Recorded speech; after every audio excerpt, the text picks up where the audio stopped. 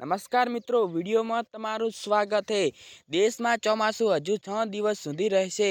એમઆઈડી કહ્યું છે કે દક્ષિણ પશ્ચિમ ચોમાસું 19 અને 25 સપ્ટેમ્બર વચ્ચે ચોમાસું ધીમું થઈ શકશે। સામાન્ય રીતે 17 સપ્ટેમ્બર પશ્ચિમ ભારતમાંથી ચોમાસું ધીમું પડવાની શરૂઆત થઈ છે।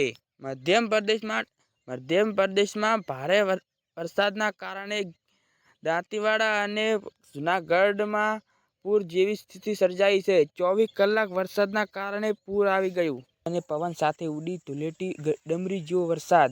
આજે સાંજે 7 વાગ્યા સુધીની આગાહી સામે આવી રહી છે, જેમાં આગળ વાત કરીએ જેમાં 7 વાગ્યા સુધી 15 જિલ્લાઓ વરસાદની આગાહી છે।